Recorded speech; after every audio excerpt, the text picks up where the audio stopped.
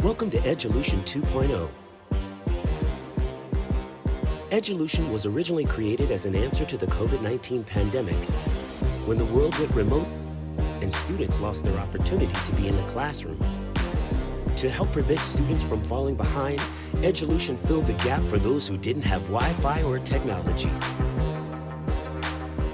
Edulution has supported the community for over 2 years, filling the educational divide through equity and access, ensuring that all students have a fair chance to learn and succeed in life. Our host is Ms. Pia Rosa, a Bronx-born and raised educator with a heart for her community. Let's start the show.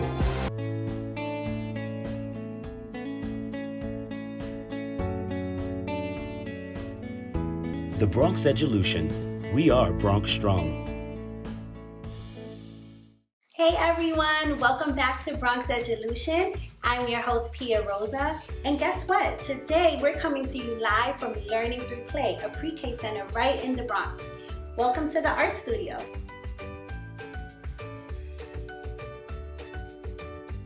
Welcome to Bronx Edulution. We are Bronx Strong.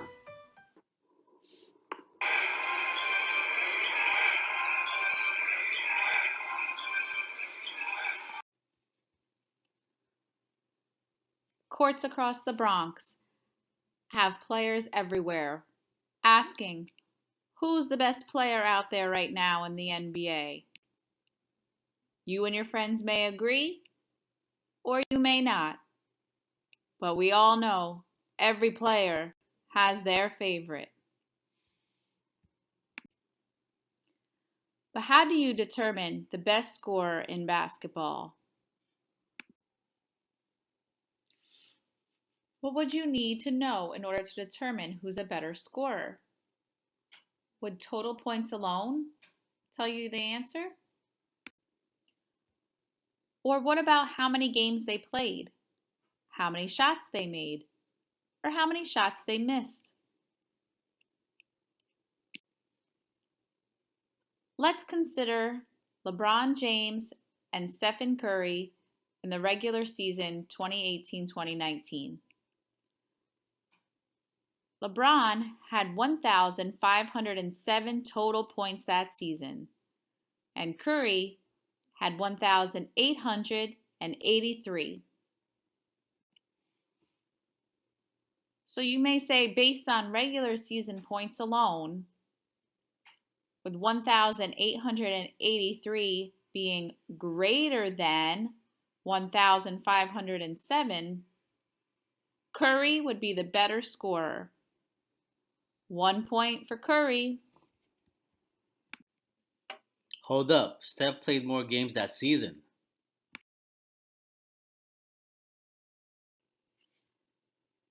So how many games did they play?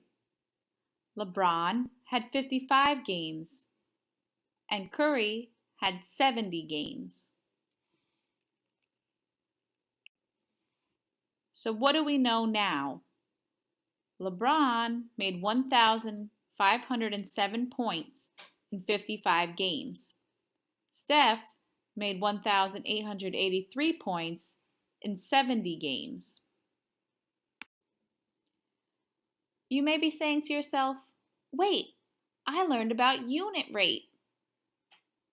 Let me remind you, unit rate is a ratio that compares two measurements, and the second measurement is one or per. Here are some examples that you may have had in your math class. Miles per hour, blinks per second, calories per serving, or steps per day. But here, when we're talking about basketball, we can think about points per game. So LeBron made 1,507 points in 55 games. Steph made 1,883 points in 70 games.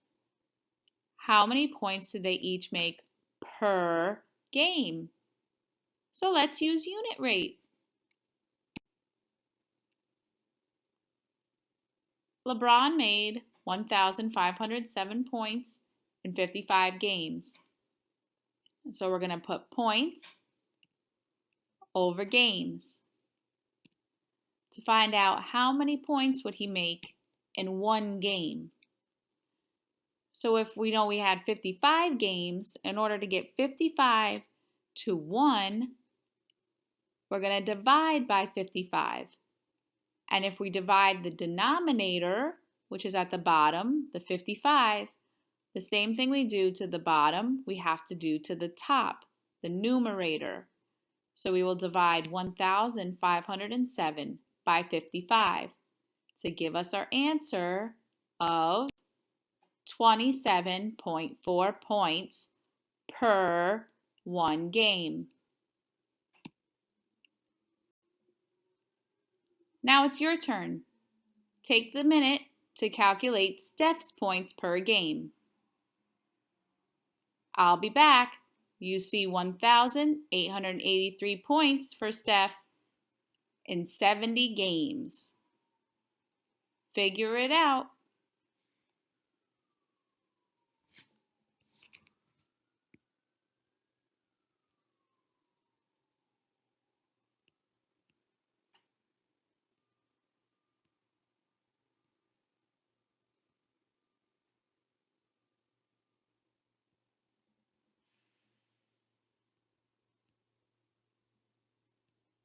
Don't forget to do to the numerator whatever you're doing to the denominator.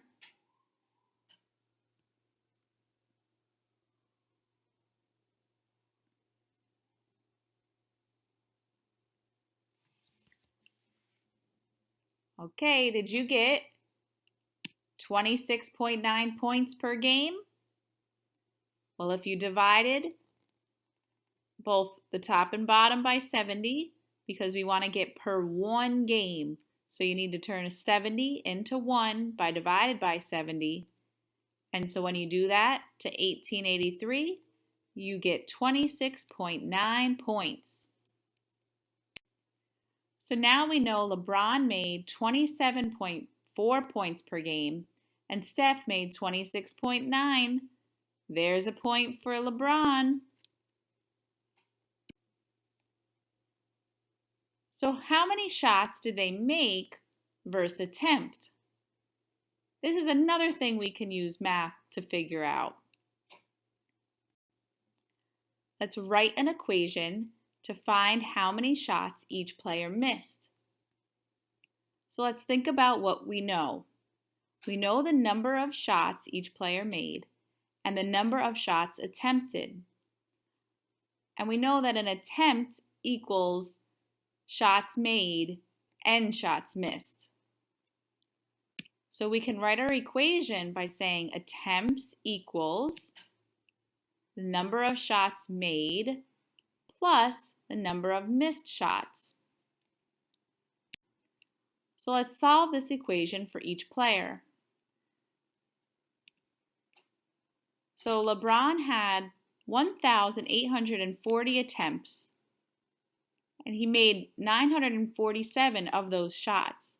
So how many did he miss?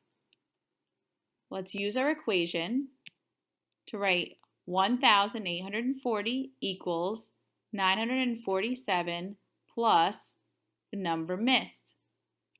So we're going to subtract 947 from both sides of the equal sign so that we keep doing the same thing to both sides. And when we subtract, we get 893 missed shots. Your turn. Take 30 seconds to solve for Steph the number of missed shots. Here's his information.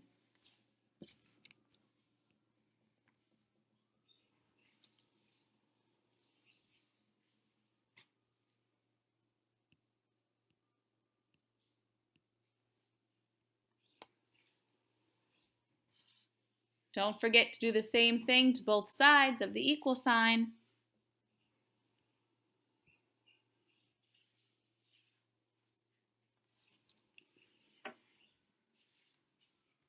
Okay, did you set up your equation like this? Then you subtracted 1,249 from both sides to find out that Steph missed 1,188 shots. Let's check our scoreboard. James had 893 missed shots, and Curry had 1,188 missed shots. So 893 is less than 1,188, so that's another point for James. Scores 2-1. Hold up. I had more shots than LeBron, which is why I missed more.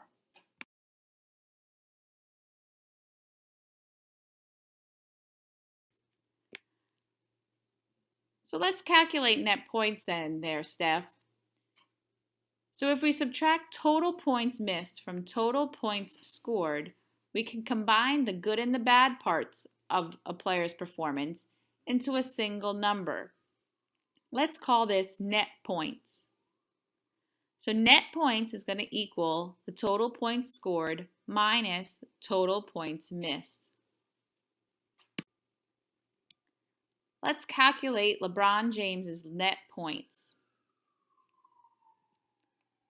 He made 947 shots and missed 893. So using that equation, net points equals 947 minus 893, which gives us 54. Let's do the same for Steph Curry. You see his shots made, shots missed. When you subtract to find your answer, you get 61. So now net points by player. LeBron had 54 and Steph had 61. That's another point on our board for Steph. So did we determine the best score in basketball? Looks like our final score was a 2-2. So we might not have determined with our math alone, but we did use math to decide. We looked at inequalities, unit rate, we wrote an equation, and we calculated net points. So it's up to you to continue the conversation on and off the court. What do you think is better? Scoring 100 points without missing any? Or scoring 1,000 points but missing 900? What are some advantages to using net points? What are some disadvantages? But ultimately, we know you're thinking, who do you think is the better scorer? LeBron James or Steph Curry?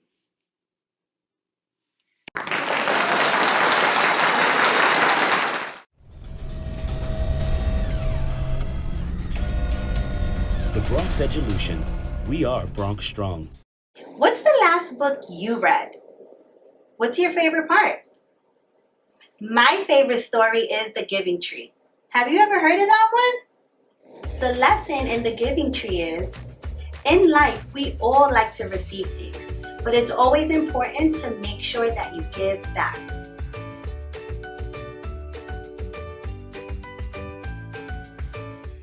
Hi guys, Miss Batriel here. I'm so excited to share one of my all-time favorite books with you today, The Oldest Student, How Mary Walker Learned to Read by Rita Lorraine Hubbard.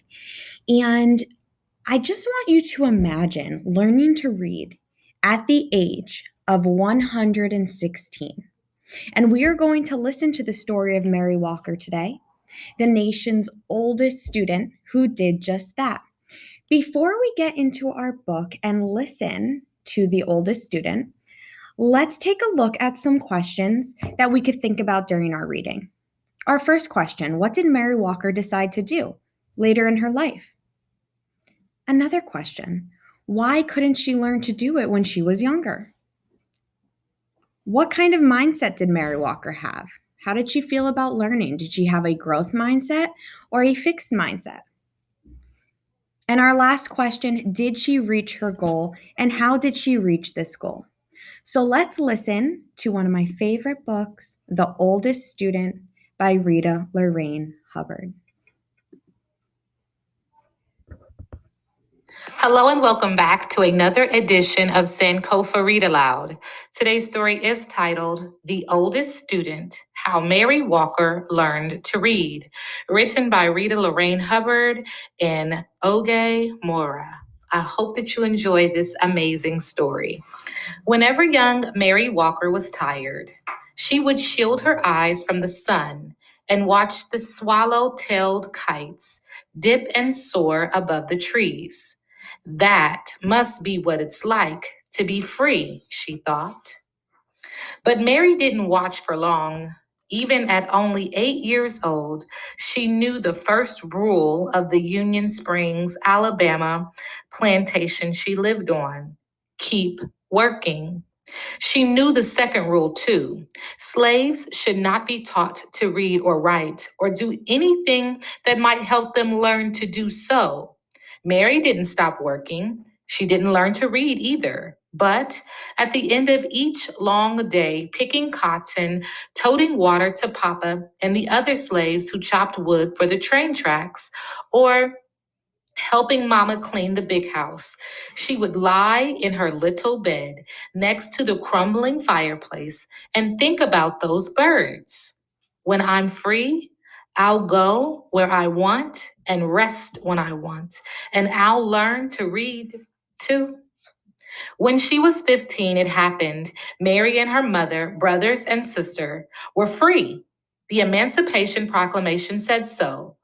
What it didn't say was how a family with nothing except tattered garments on their backs could find food, clothes, and a place to sleep. Mary's father had died, and the family was on its own. Freedom Road to Freedom Road. Across fields and through woods, ex-slaves surged like waves crashing hard to shore. Now that they were free, every road was Freedom Road. Many headed north and west and every which way, searching for long-lost family members or simply experiencing the wonder of being free. Others, like Mary, chose to stay in the South. An organization called the Freedom's Bureau helped those who stayed to find shelter on abandoned Confederate land. Mary and her family settled in a one-room cabin, and for the next few years, she worked alongside her mama to help feed her siblings. 7 days a week, she churned butter, cleaned houses, and cared for other folks' children. The hours were long, and if Mary was thirsty or hungry or needed to use the outhouse, she had to wait until she got home. At week's end, she would offer Mama the one lonely quarter she had earned. One day, Mama met a group of evangelists on the roadside. A woman with soft wrinkles in her kindly face placed a big, beautiful Bible in Mary's hand and told her, "Mary, your civil rights are in these pages." Mary didn't know what civil rights were. She only knew that top to bottom, front to back, that book was filled with words. "I'm going to learn to read those words," she vowed, "but not today. Today, there was work to be done." And tomorrow, too, when Mary got married, she and her husband worked as sharecroppers, renting someone else's house, using someone else's tools, and planting someone else's seeds to farm land they would never own. After they harvested the crops, almost all the money they earned went to pay for the housing, tool, and seed costs. Mary was 20 years old when her first son was born. She opened her Bible and marveled at the squiggles inside. There had been no time to learn to read. A friend wrote Mary's son's birth date in the Bible, August 26th, 1869. Then Mary dipped a pen into an inkwell and made her mark beside it. Not a letter, not a name, just a mark. It was the best she could do. One day, Mary's husband died. She married again, and a second son was born, then a third. Mary made marks for these sons too. Now, she had 3 growing boys. More money, that's what we need, Mary thought. But the only other jobs available to Black women were as maids or nannies or cooks. The hours were long, with only half a day off on Saturdays, and like sharecropping, they didn't pay much. Mary sighed. Words would have to wait. For the next 4 decades, Mary sharecropped and did odd jobs to help support her family. In 1917, Mary's family moved to the little city of Chattanooga, Tennessee. It was the year of Chattanooga's first great flood. The story was in all the newspapers, but Mary could only study the pictures to understand what had happened. By now, Mary was 68 and too old to sharecrop, but she continued to work, cooking, cleaning, and babysitting. She also fried fish, baked cakes, and sold sandwiches to raise money for her church. On Sundays, she would sit in the congregation, and as the preacher spoke, she would clutch her family Bible, the Bible she still couldn't read. When Mary was well past 90, she and her husband sat in their creaky rockers while one or another of their sons read to them. After the 2 younger boys died, the eldest read. Then Mary's husband died. Several years later, her eldest son died too. He was 94. Mary had outlived her entire family. She was 114 years old and alone. Can't read, she said. Can't write. I don't know anything. Mary stood at the window of her retirement home and gazed down at the world below. Words were everywhere, on billboards, on buildings, on store windows, and trucks. She sighed. All this time, she thought, and they still look like squiggles. Mary had heard about a new reading class held in her building. She pursed her lips. No more waiting, she decided. Time to learn. Out of the apartment, into an elevator, and down to the lobby she went. When the elevator doors sprang open, Mary saw people sitting under a sign with a picture of an open book. She could not read the words. A neighbor walked up to her. That's a reading class, Miss Mary. Can I help you over? Mary shook her head. Then she gripped her cane, lifted her chin, and walked straight toward that sign. For the next year and more, Mary put everything she had into learning to read. It wasn't easy. After all, she was the oldest student in the class, and probably in the entire country. Could someone her age learn to read? She didn't know, but by God, she was going to try. She studied the alphabet until her eyes watered. She memorized the sounds each letter made and practiced writing her name so many times that her fingers cramped. She learned to recognize sight words and then challenged herself to make short sentences with them. She studied and studied until books and pages and letters and words swirled in her head while she slept. One fine day, Mary's hard work paid off. She could read. Word of her accomplishment traveled, and people everywhere celebrated with her. Chattanooga's mayor, newspaper journalists across the country, and a man from the U.S. Department of Education who said, Mrs. Mary Walker, I pronounce you the nation's oldest student. All shared her joy. Mary felt complete. She still missed her sons, but whenever she was lonely, she read from her Bible or looked out her window and read the words in the streets below. From then on, Chattanoogans honored Mary's achievement with yearly birthday parties. In 1966, President Lyndon B. Johnson sent well wishes on Mary's 118th birthday. And in 1969, President Richard Nixon did the same. Mary was now 121 years old. Mary received many gifts over the years: a radio, a sofa, her very first television, a new Bible, the key to the city, and perfume and champagne from the Canadian Mounties. She also received something that brought back those long days in the Alabama cotton fields. Her first airplane ride. From the cockpit window, Mary gazed at the trees and the rooftops below. No different than a horse and a buggy ride, she joked. But she knew it was. As the airplane dipped and soared like those swallow-tailed kites of long ago, Mary decided that flying was a lot like reading. They both made a body feel as free as a bird. Each year, before her birthday celebration came to an end, someone would whisper, "Let's listen to Miss Mary." The shuffling and movement would fade away until not a sound was heard.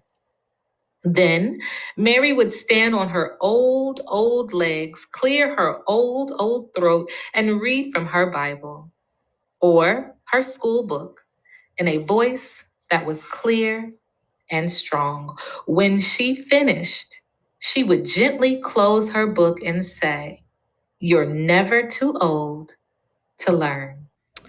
What an amazing story. And I hope that the oldest student will show you guys that no matter what the circumstances, no matter what odds you face, it is never too late to pursue your goal.